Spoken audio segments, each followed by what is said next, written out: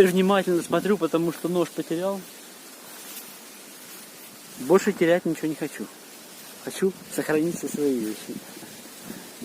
Но, правда, как потерял, так и приобрел. Мне, опять-таки, этот сосед-рыбак небольшой ножик кухонный маленький подарил. Сгодится и такой. Все, чистота, на часах 12, там 12 копеек, ну, прям 12. И я собран, стартую, если успею, сегодня дойду до Бакаты.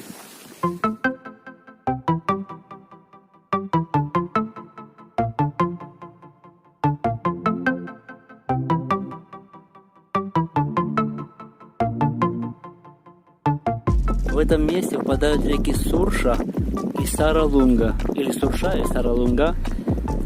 Друзья по ФБ, девчонки две ходили здесь, сказали, там здорово.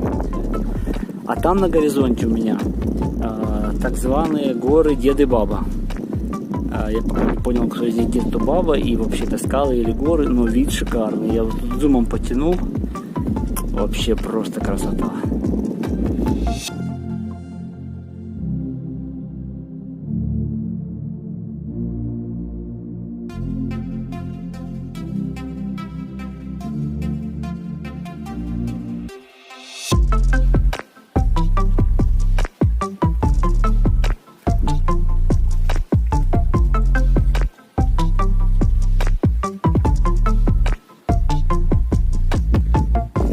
По правую сторону наверху находится село Нагоряны. И вот две скалы, видимо, и есть те самые Дед и Баба. А еще там часовня. На самой-самой вершинке стоит. А дальше место называется Шишкины или Шишковы горы.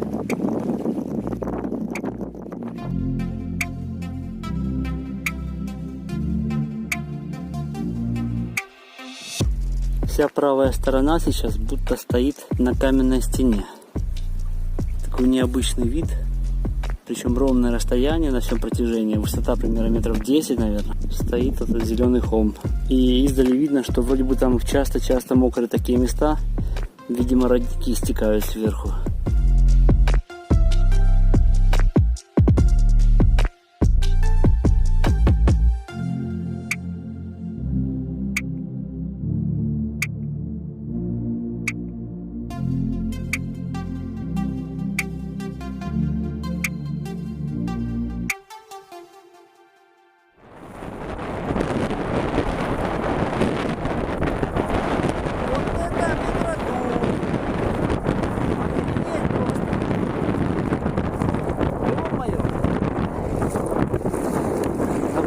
Же.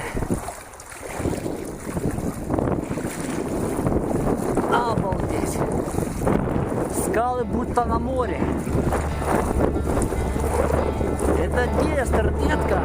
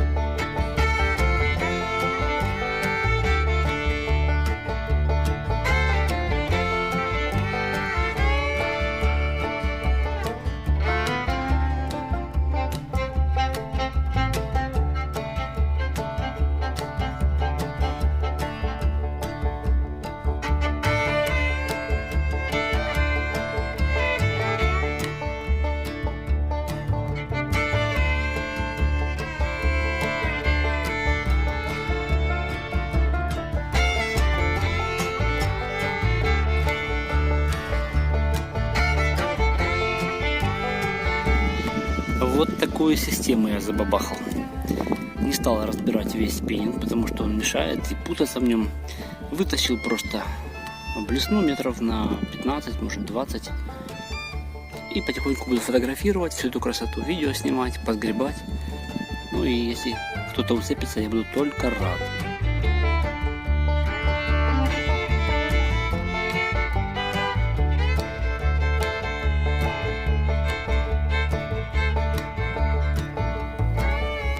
Днестровском каньоне даже маленькие речки очень величественно входят в Днестр. Это река Тернава.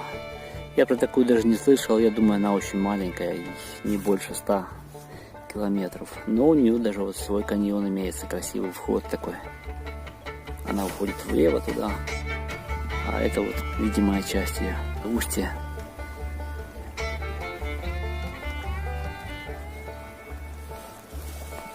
Сейчас ем это яблоко, огромнейшее, и вдруг пришла мысль, а откуда в этой паре яблоки?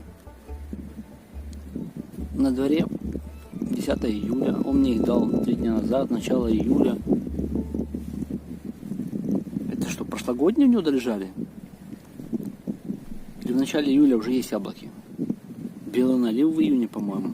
Но такие огромные, сладкие. Если долежали прошлогодние, респект и уважуха этому фермеру, этому хозяину.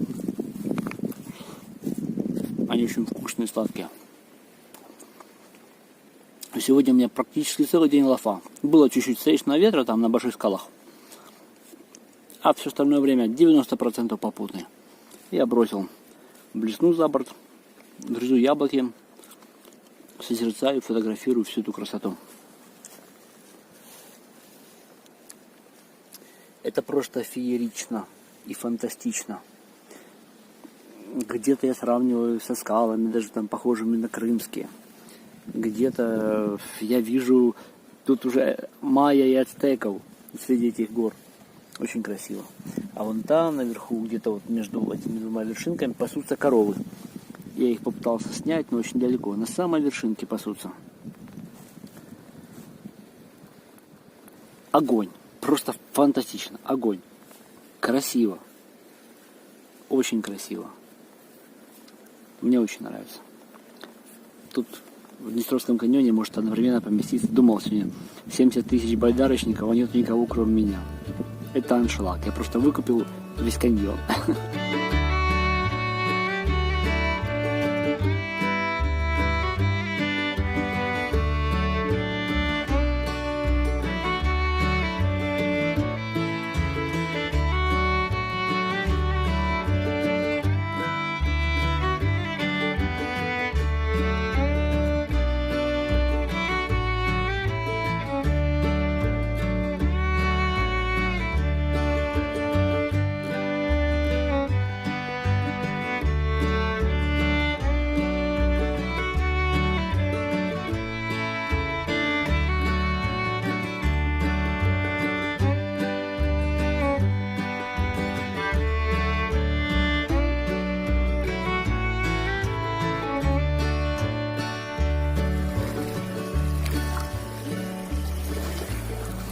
Остановился, ноги размять, аж жопа заболела. А вот здесь, где причалил рыбацкий какой-то стан, видно, что рыбаки здесь на ночь приезжают, оборудовали себе такой вот лагерь, навес, тут костерок ждут. Где-то за поворотом уже, кстати, бака там. Ну, моя задача сегодня дойти, но не пройти ее, потому что уже время к вечеру. Чтобы я завтра внимательно там походил на байдарочке, поснимал все. Так что, как только нахожу ближайшую нормальную стоянку, то бросаю якорь.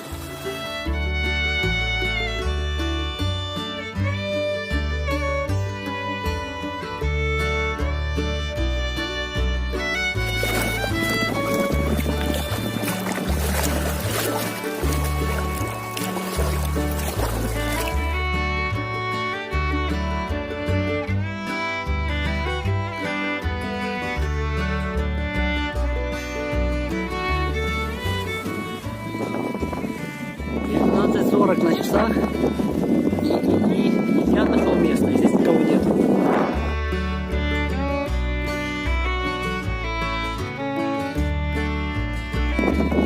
Я тут прям какую-то супер радугу наблюдаю.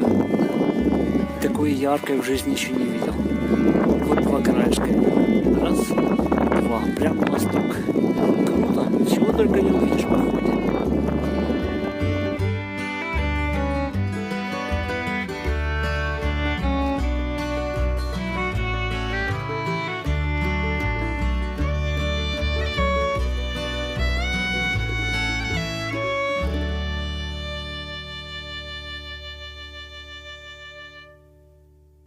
написал пост и аж 12 фоток. А интернет здесь вообще днище просто. Походил, нигде не ловит. Я там фотку сделал. Что я сделал? Вот палка. Раз, два, три, четыре, пять, шесть. О, кстати, резинка моя. Вот, и я резинкой вот этой к этой палке привязал смартфон, ну, загрузил пост, типа, отправить. И палку поднял вон туда, на этот абрикос отпирал. И она стояла там наверху. И, короче, когда запостилась, там есть характерный звук, булька, начала булькать, а потом лайки пошли, буль-буль-буль-буль-буль-буль. И я понял, что пост долетел. В общем, это комедия. Так, что мы еще имеем? Палатка стоит. Сейчас я надую матрас. И закат. Ай, как я хотел такой закат. Вот прямо на мою палатку.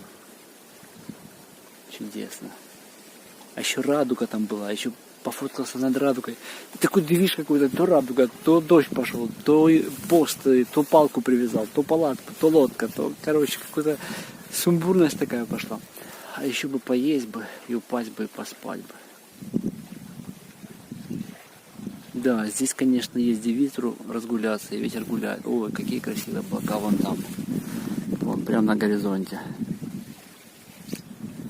Как они красиво сформировались. А вот такой закат у меня здесь. Все по фэншую просто. Значит, поставил палатку. Аж тут бачу, чоловік ходить поруч якийсь. Познайомився, це Іван. Він тут десь охороняє будиночок і допоможе мені водички дасть свіженької. Трохи розповів за це місце. Ага. Поруч, зруби. Да. До речі, це моя робота, я займаюся таким зрубами. Раніше ми піднімали, а зараз оздоблення. І мені, до речі, дуже повезло тим, що сьогодні не вихідні, бо там би не було б місця. А так, місце гарне, я вийшов, нікого нема зовсім. Так що все дуже гарно. Там у вихідні по-любому пришвартуватися би не було. Угу. А зараз, бачите, така поляна пуста. Люба погода, яка би не була погода, вихідні дні тут скрізь. І рибаки, і віддихають. Так, рибаки віддихають, в основному рибаки. Місць дуже мало, мабуть, десь так. Якщо хороша погода, треба то багато. А рибаки, в п'ятницю все.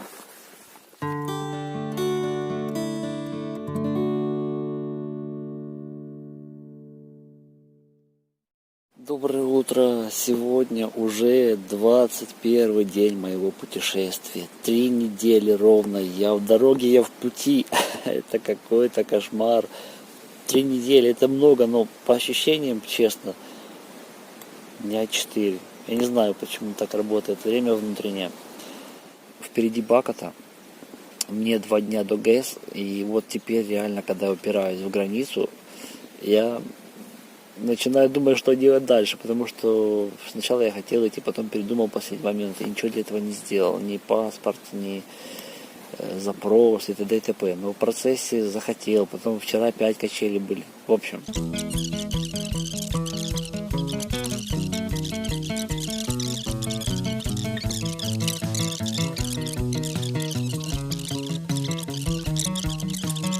Поэтому пока вот так. Время 10:00, а мне в лагере конь не валялся. Иду в гости к Ивану. Ем яблоки Валеры. И вообще я счастлив. Солнышко сегодня, на воде ветер. Взял пару стиков кофе, у меня было. Еще там пару осталось. Хватит. Попьем кофе, пообщаемся. Я не дуже знаю, що тут за це місце таке, бо я сам не віце, я сам з Сокирянського району. Да, різко буває, дуже часто падає вода. Особливо осінню. Осінню тут буває, я вже вам казав, що навіть буває, от, як зараз є вода на ці точки. А осінь буває 1,50 м вода відпадає. Коротше, осінню робиться русло лише поки... З того боку також відходить, так? Так, бачите, то також ті скали, що є, то воно, коли вода падає, воно лишається все біле-біле після води. Воно так видко, 1, 2 і 3 буває, і показує той. Взагалі тут дуже гарна місцина. А місцевість, так, дуже гарно. Красиво, я ще фотоапарат з рук не випускав. Особливо, як дивишся на той бік рано такого. коли сходить сонце, віці ударяє у ту скалу. Ну, Ага. у нас так. І там і захід. Да. А чим, скажіть, люди от в цій місцевості живуть? Чим вони заробляють на життя? Чим заробляють? Раніше були колгоспи, люди заробляли, а зараз всі більше тікають за кордон. Молодих зараз нікого в селах немає, залишилися лише старики. Майже роботи ніякої. Та таки ніякої. Тільки Є це... пару людей, є, що фермери, що тримають землю, а так в основному... А туризм, може, теж обслуговує? Тут нема такого туризму, щоб... Немає, що такого у нас тут. А влітку багато, бачите, байдарок, Ну каякерів? так, літом почти кожен день. Весь час хтось іде, постійно і школи якісь лагеря. Тут розбивають обичний лагерь коло цього, де бар тут у нас є. Навіть от прошлий раз я дежурив, тут якась школа приїхала, багато було, що 6 чи 7 байдарок, повно там дітей. Розбили там лагерь, палат. А Я буквально вчора десь Переді мною, так? Да? перед вами десь час, ну аж півтора, тут було 8 людей. По двоє на байдарки, і жінки були, і чоловіки. І лише перед вами вони пообідали, тут віддихнули, я теж їм набрав водички, теж телефони заправляли, і сіли. Каже, ми на Бахмуту. І так туди вони. Тобто групи ходять. Да. Ясно. Ходять. Дякую вам Все, за нема все. за що. Да. Побачимося. Думаю, що Будете на цих краях, завертайте, повертайте, щоб знали, що тут постійно можна Дуже віддихнути, вдячний. заправитися, чим зможемо. думаю, що буду цією річкою ще ходити. Сподобалось. От іду річкою, розумію, що ще пройду. Бо багато чого пропустив. Якщо ще. інтересно, да. да. Дуже гарна річка. Дякую.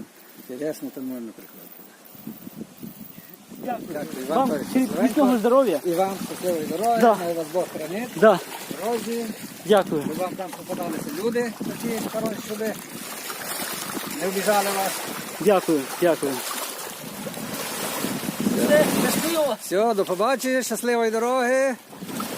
Вони ще будуть пиво проходити, загляну до вас. Обов'язково. Дуже приємно було познайомитися.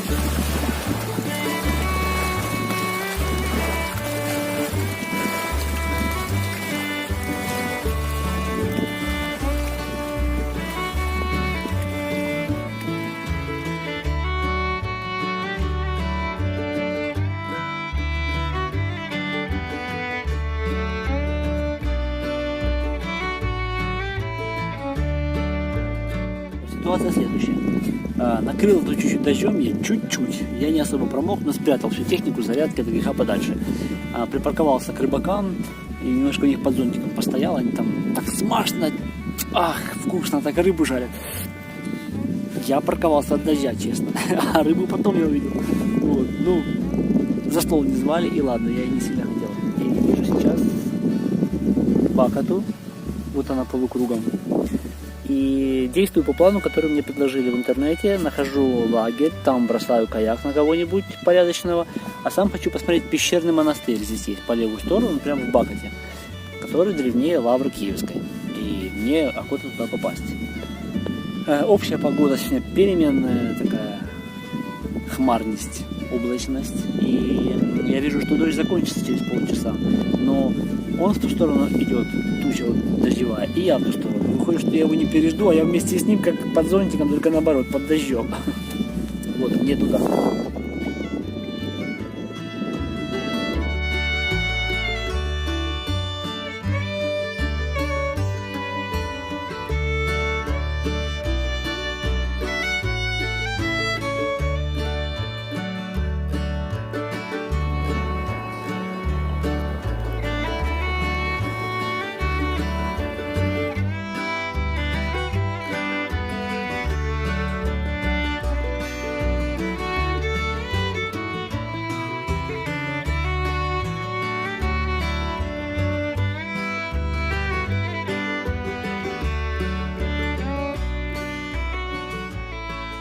Я поднимаюсь в пещерный монастырь. Очень рад и благодарен судьбе, что познакомила меня с ребятами. Замечательная семья. Поэтому я улыбаюсь. Олег и Наталья. И 3 детей у них, я еще с ними не познакомился. Если бы не они, так не знаю, где бы я каяк делал. А так было очень кстати.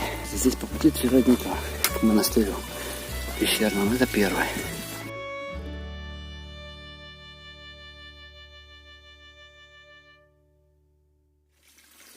вода довольно вкусная. Так, ну что ж, по этой дорожке поднимаюсь дальше. Здесь можно посидеть, отдохнуть. Там сам залив Бакота. Мусорка даже есть. Вниз такой идет уклон градусов, наверное, может под 70. Также можно здесь посидеть. Да, все культурно, мусорочка. Хорошо же, правда? Вот так вот смотреть ту землю, на которой я живу, своими глазами, как я уже не раз говорил, своими ногами ходить здесь и думать своей головой. И тогда, возможно, лучше всего я пойму людей и место, где я жил.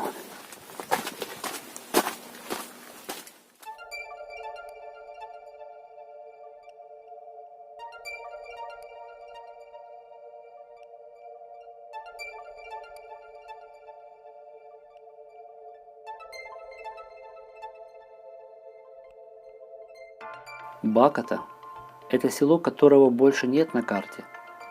Эта местность расположена на юге Хмельницкой области, в 50 километрах от Каменец-Подольского. До 1981 года здесь находилось село, которое и дало название территории.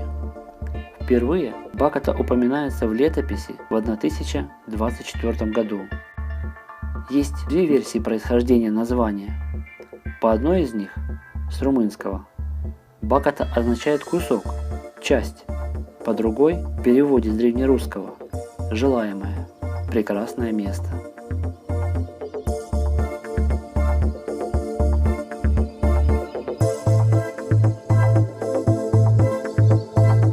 Параллельно с развитием поселения, рядом, в толще 120-метровой Белой горы, состоящей из мягкого песчаника, возникает древний пещерный монастырь Подолья. Исследования говорят о том, что место монастыря использовалось как капище язычников еще в дохристианские времена. Монахи же пришли сюда в XI веке.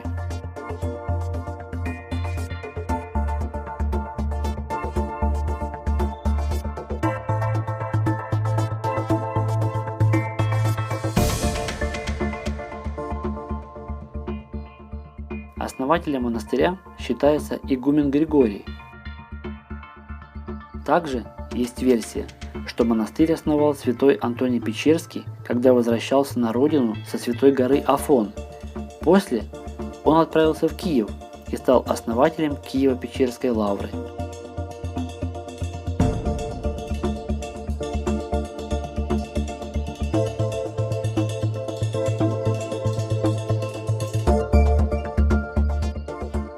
Во время монголо-татарского нашествия с середины XIII века в пещерах скрывались не только монахи, но и крестьяне из ближайших сел. По легенде, им предложили отречься от веры, а получив отказ, нападавшие замуровали входы в пещеры вместе с людьми. В середине XV века монахи покидают это место, а несколько обвалов породы, которые случились в результате землетрясения в 1620 году, уничтожило основную массу пещер.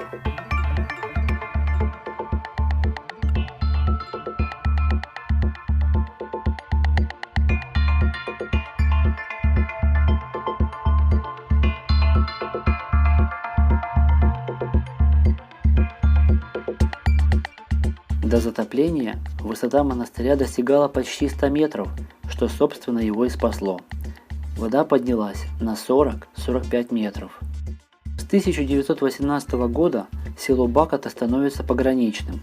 Совсем рядом через реку Румыния. Местным жителям запрещено купаться в реке, петь песни, посещать монастырь. Население значительно уменьшилось во время Голодомора в 1947 году, но самая тревожная новость прозвучала в 1973.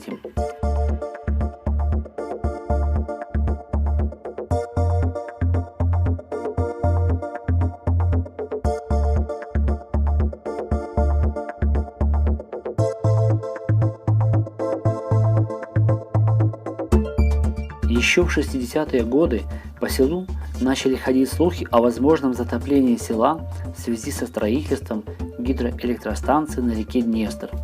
В 70-х судьба села была решена принудительно и однозначно – нужно выселяться. жителям села дали 8 лет для того, чтобы покинуть малую родину и начать жизнь заново. Обязательным условием было то, что каждый обязан сам разрушить свой дом и вырубить свой сад. В противном случае не доплачивалась компенсация. А 27 октября 1981 года Баката была исключена из учетных данных. Постепенное поднятие уровня Днестра длилось 6 лет и унесло под воду несколько десятков сел. Всего переселению подлежало 7486 дворов из 63 сел Тернопольской, Черновицкой, Хмельницкой и Винницкой областей.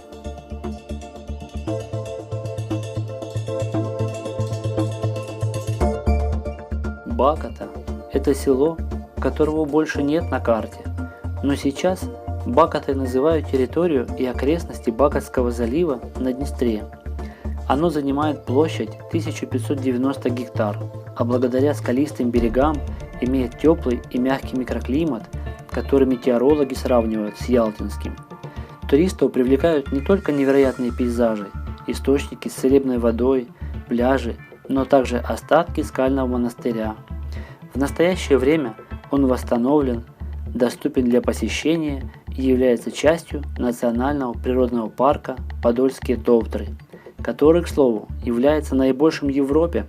Общая площадь более 26 тысяч гектаров, внесен в список всемирного наследия ЮНЕСКО и, кроме того, входит в семерку природных чудес Украины.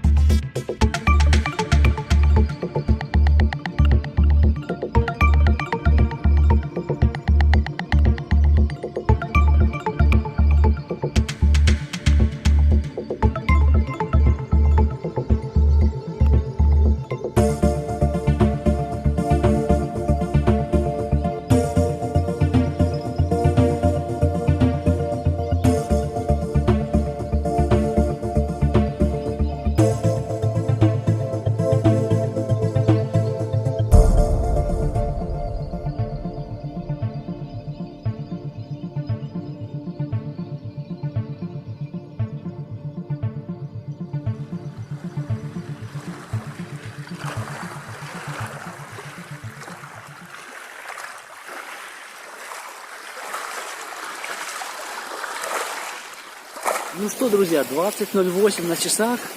Ну и все, как я и загадал. Я остаюсь у ребят. Они находятся там за поворотом, метров 50, наверное. У них домик свой такой красивый, оборудованный, оббитый тентом в 2 этажа. Очень здорово. Побыл в гостях.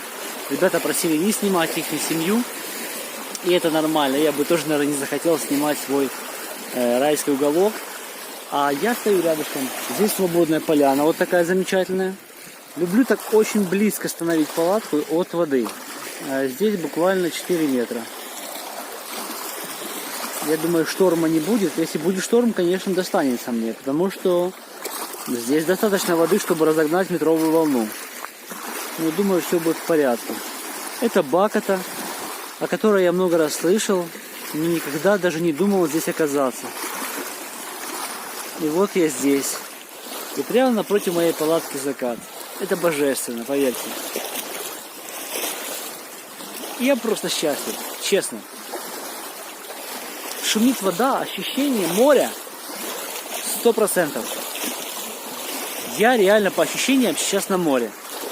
Вода настолько чистая, как в колодце. Каменное дно, уже давно здесь нету тех берегов илистых. Очень красиво. Теперь я понимаю тех, кто стремится отдыхать на Бакате. Знаете, вот есть люди, которые всегда ездят в одно и то же место. А здесь платно отдых стоит. Я не уточнил, это за ночь или за пару дней, или как это, или разово. 20 гривен стоит вот место здесь переночевать со своей палаткой. Там дальше есть более лучшие условия, там дороже. Это для такой сбор, для того, чтобы можно было поддерживать порядок в этом парке. Очень красиво, очень-очень красиво. И слова здесь лишние на самом деле.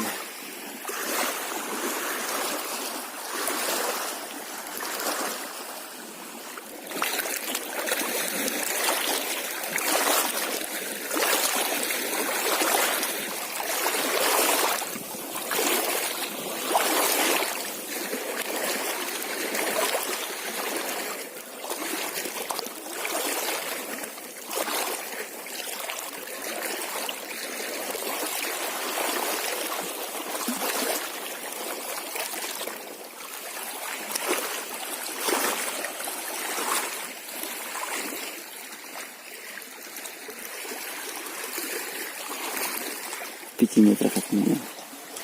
Прибой такой легенький. Класс. Я даже тент не натягивал. Просто на открытом воздухе я вижу лунную дорожку здесь рядышком. Все, короче. Всем спокойной ночи.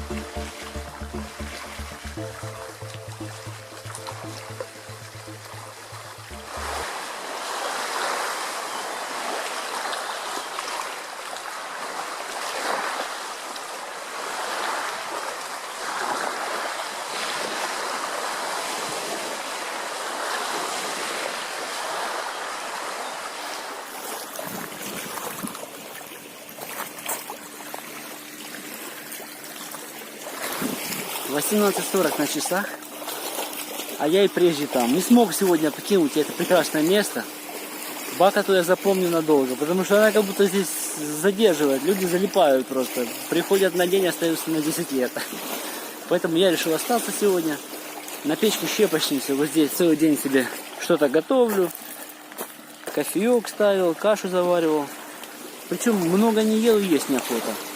Как-то солнечной энергией питаюсь. А сейчас пойду к ребятам, помогу, суп чечевичный будет на ужин. Я поучаствую, там дрова разожгу, такой костер попалю. Беру панельку возле них поставлю, и через полчасика, через час солнце будет уже пониже. И хочу подняться снова на обзор туда, сверху, и сфотографировать закат. Вот такой у меня план.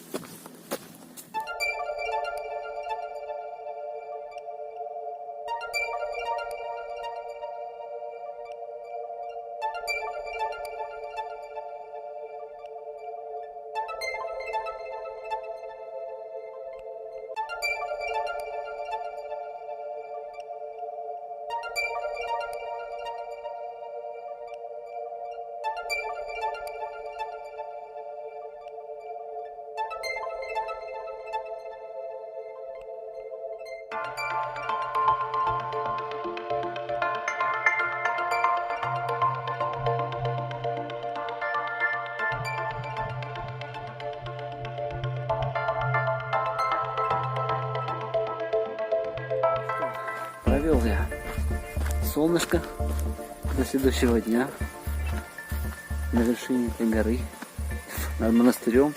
И сразу слышите звук?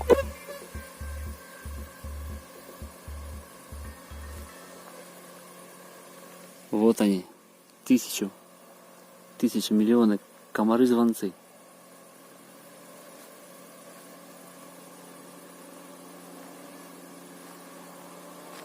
Надеюсь, вам слышно. Это необычное явление. Они реагируют даже на мой голос. Поэтому, чтобы они не нервничали, друзья, я помолчу. Вот смотрите, я разговариваю, они трясутся все, видите, дергаются. Потому что я своим голосом сотрясаю пространство. Вот как мы влияем. Любое наше действие влияет на этот мир, видите? Теперь я помолчу, чтобы вы их посмотрели.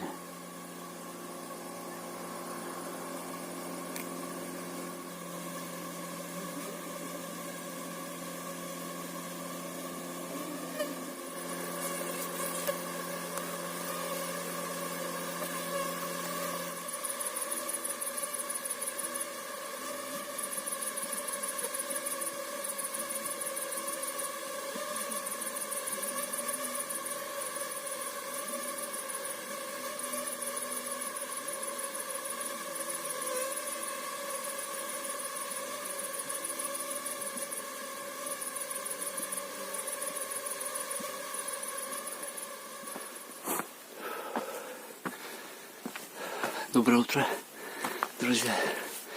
Если бы не мои записи в дневнике, то я бы уже путался, какой сегодня день. Ну, по-моему, 23 дня я в пути от истока по Днестру. И почти 2 дня, ну 1,5, я задержался в бухте вот здесь, в заливе Баката.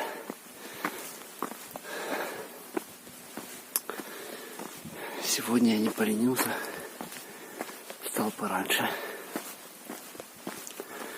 Хочу увидеть рассвет.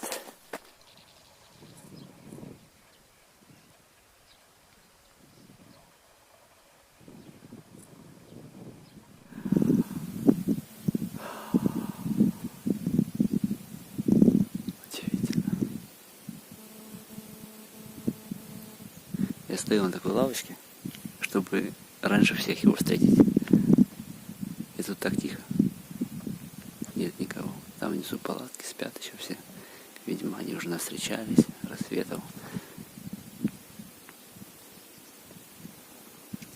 Фантастика. Как можно было отсюда вчера уже бежать? Никак. Потому я и остался.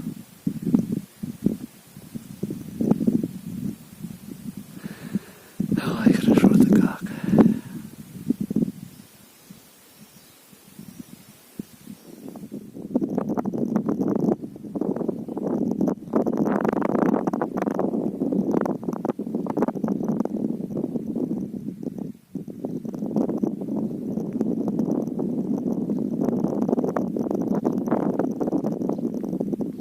Солнце встретил. Вот оно. День настал. Я убедился в этом. Бегу вниз. Замерз страшно.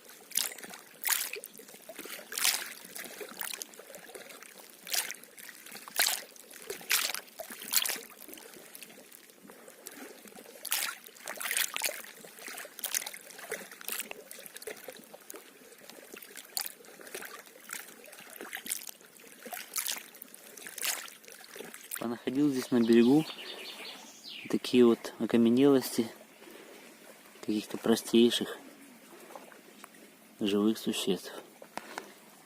Ну, Олег говорит, это хрубачки. Червяки, вот видно здесь даже в кадре попадает, фокус есть, да, кишечник. Вот он здесь и здесь. И так само в каждом. В любом камушке. Вот хорошо видно. Какие-то живые существа. Попались окаменелости мне. И вот еще интересный материал. Здесь видно. Я не знаю, или это такой же червячок, или это какой-то кишечник. Ну не мышцы же это. В общем, и у меня вообще сомнение, что это червячок. Возможно, вот это все, что я держу в руке, какое-то было существо. А это в нем кишечник, скажем так, проходил. Я не разбираюсь в этом. Таких камней здесь просто, вот они там, костровище сложено с таких камней. И прям вот под ногами. Это вчера Олег мне показал. Вот эти окаменелости, это тоже бывшие живые существа какие-то. Вот этот кусок, это тоже. Это не камень. Ну, не обычный, скажем, вот такой булыжник, да? Видно же. Минерал какой-то. А вот якась тралинка была. Здоровезна. А я связался тем временем с Евгением из Новоднестровска по поводу, чтобы пристроить мой каяк там. И пообщавшись, он еще пообещал мне дать контакт одного мужчины, который голова сельской рады, историк, Васильевка село, там чуть пониже. У него частный дом, и даже каяк можно не разбиравши оставить, если ребята меня заберут машину еще ближе к границе. В общем, иду, как меня ведет. Я не сопротивляюсь. Одного дали человека, я согласен. Он дал другого, я согласен. В общем-то, думаю, с этого что-то выйдет. Я на воде. Спасибо этому месту. Было все прекрасно. Я надеюсь, еще сюда вернусь. Сейчас за угол заезжаю к ребятам. Попрощаюсь, попрошу, может, сфотографировали меня издалека, а то я только сам себя фоткаю. И мой путь лежит вот в ту сторону, между двух проходов. С этой вершинки сегодня утром я фотографировал рассвет. Ну, где-то пониже, там вот на этом уровне находится пещерный монастырь. А пришел я вон с того края.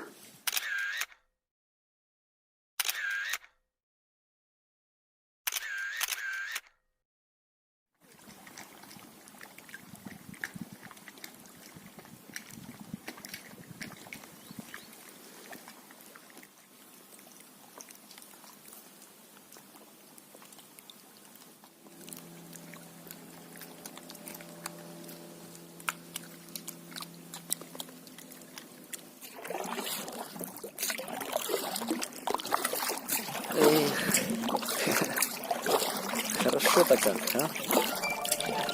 Ну что, собака-то? До новых встреч. Я думаю, сейчас увидимся.